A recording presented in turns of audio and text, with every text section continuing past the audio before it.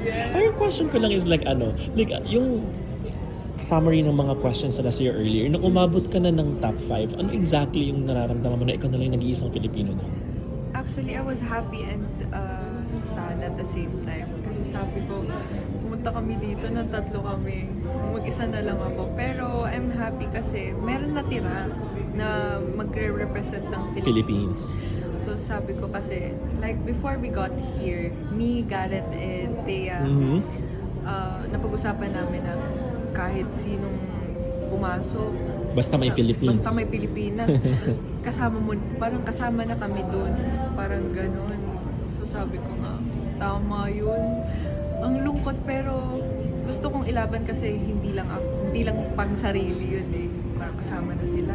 Pero nag top 5 ka na, in-expect mo ba na mananalo ka? Or ka na parang madali na lang to? Or Actually, nung nag-top 5, nung nalaman ko pa kung sino yung mga kasama ko sa top 5, sabi ko, matcha-challenge ako dito. Parang, sabi ko, wala talaga po akong in-expect. So, sabi ko, at least ako, umabot na ako sa top 5, masaya na ako doon. Sabi ko, grand finals. sino pinaka mo doon? Malaking kalaban, gano'n? Pinakamalaking kalaban ko siguro is Korea. Kasi, iba talaga yung, iba din talaga kung paano siya kumanta. Like, close to how Filipinos do our To techniques. perform. Yung performance din, gano'n.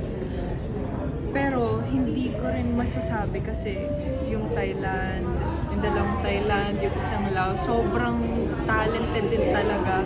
Iba't iba ng style eh. Kung i-compare kaming lahat, wala kang masasabi na, ay, pareho silang ganito. Iba-iba talaga. Kaya sabi ko, paano kaya yung magiging judgment ng mga marado? Yung feeling good, napili mo while nandito ka pa or doon na lang yun sa process? Napili mo na ito yung ifi-finale song ko? Doon na lang. Doon ko lang siya naisip na kantahin yung feeling good. Kasi we were given a short period of time to think about the song that we want. We have to make a list, I think 3 to 5 songs na parang pinaka-feel namin. That time when I was researching kung ano pwede kong kakantahin. Wala talaga akong binangko ng mga listahan. Sabi ko na pag umabot kasi wala akong ina-expect. Naabot ako ng ganun kalayo dun. But that time, biglang nag-click sa isip ko, what if feeling good? Kinanta ko siya sa The Clash first round. Sabi ko, what if yun yung kantahin ko? Iba yung approach na gagawin ko. Sabi ko, sige, feeling good tayo. The message of the song is relatable naman din sa akin. Because you felt good in that moment. Yes.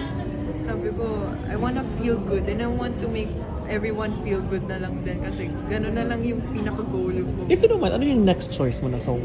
Next choice ko, hindi ko siya usually kinakanta, Through the Fire. Chaka Khan. Yes, Chaka Khan. Ang haba, ang taas. Yes. Oo.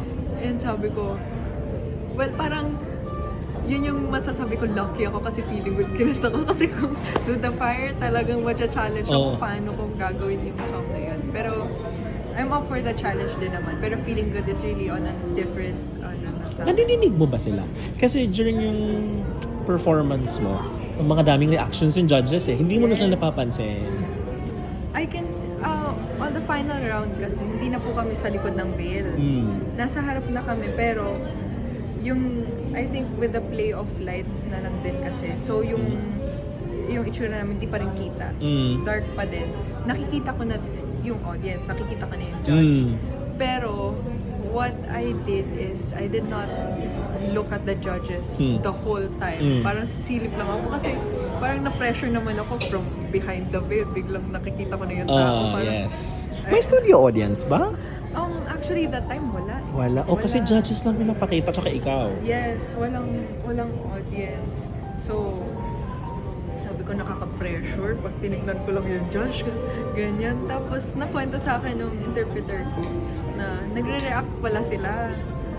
Sabi, Oo, every line mo.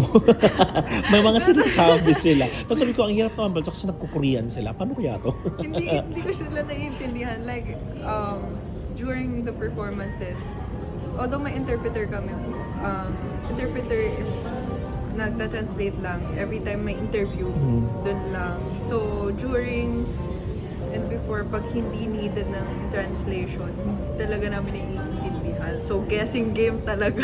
Ano ka katagal sa Seoul? Seoul ba? Yes, so, more than a month. Almost 2 months. Nabutan ka ng winter. Yes. Sobrang nakaka... First winter mo ba? Yes. First out of the country. Ang harsh. Wow, congrats. Ang harsh pa naman ng winter sa Korea. Actually, pero nung time na nandun kami, hindi kasi siya snowing. Pero malamig. Pero malamig yung Nunuot. iba yung hangin. So sabi ko, isa pa yun sa mga magiging kalaban ko. Kasi Ano yung sinasabi nila na may contract ka with that with a Korean talent management. na producer din ng Veil? Yes. So anong mga mangyayari doon? Anong mga expect namin doon? What I know for now is magkakaroon kami ng global tour, yung concert. Nice. I think yung mga countries na kasali, involved with the competition is yun yung mga unang countries na pupunta. So, Like, alam mo na ako anong countries? I'm hoping number 1 ang Philippines doon. So, Kasi kasama yung ano yun? Ibang Veil Cup champions or ibang talents nung producer? I think ang main acts are the contestants, pero I'm not really sure if may isasama sila na products nila.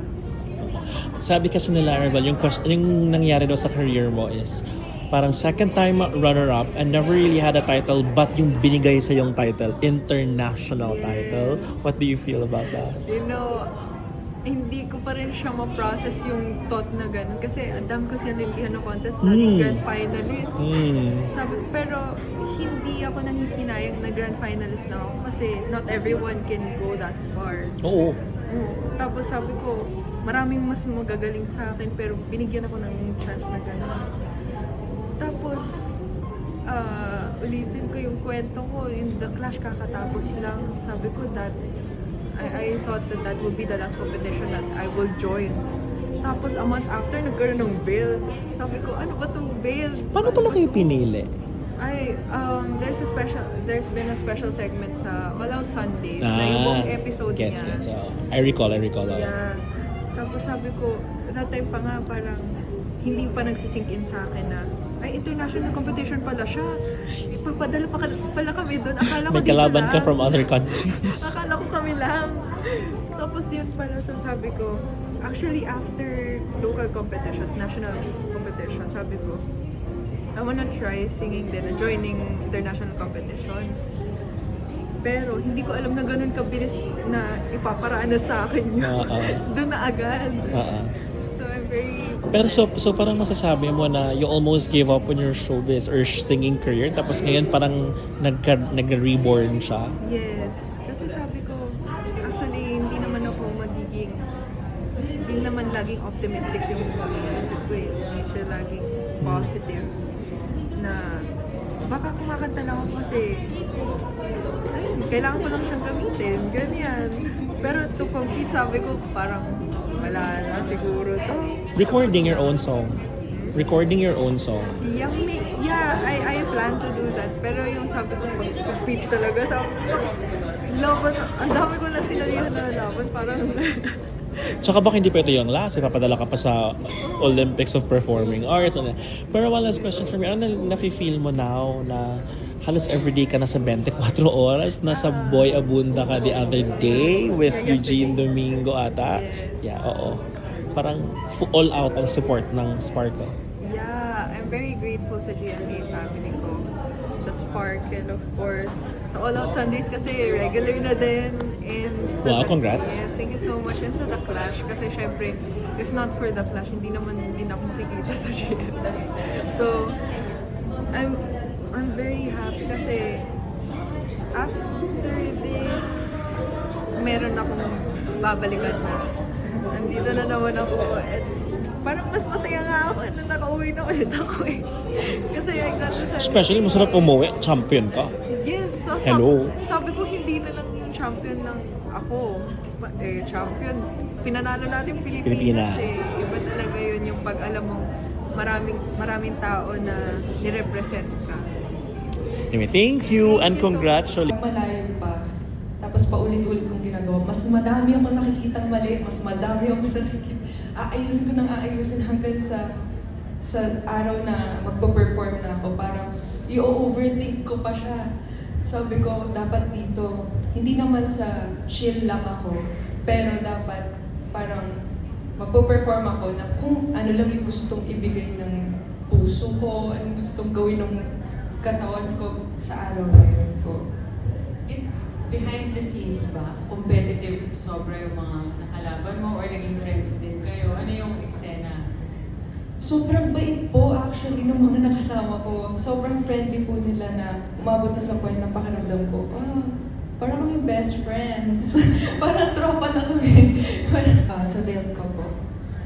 Actually, sabi ko po, makatungtong lang talaga ako sa international stage, masaya na ako. Kahit hindi ako manalo.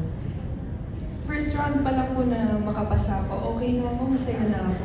Sabi ko, pag umuwi ako ng Pilipinas, tutuloy pa rin naman ako sa pagkanta.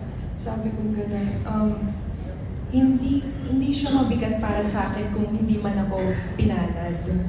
Talagang sabi ko, kung yun yung build ni Lord, okay sa akin. Kung anong ibibigay sa akin, yun yung kukunin ko. Thank you so much po. Thank you so much. And I think I'd like to ask you, as a singer, did you learn anything from this sort of cultural exchange with other singers, skills or techniques that you believe that you could use here in the Philippines to really showcase the powerhouse voice that you have? Grabe. Grabe, ang complex na question. Bale, lahat kasi kami, hindi kami nagkakapareho kasi ng mga techniques na ginagamit eh. So, mayroon pa nga akong kasama, katulad ni Tai, na isa sa mga babae na Tai, sa top 5, I mean. Vocal coach siya. Vocal coach siya. So, meron siyang certain techniques na ginagamit. Actually, hindi ko naman natanong, pero napapansin ko, na-observe ko sila kung paano eh. Parang sabi ko, parang kaya ko yung mga ganong types ng techniques or singing na ginagawa nila. Parang sabi ko, ganun kasi ako, what I hear, I try to do. So, narinig ko yung isa, super husky yung boses. Hindi ako magaling mag-husky, pero itatry ko yun. Like, I try to improve, pero yung hindi malalayo sa own style ko, own techniques ko. All right. Ladies and gentlemen, once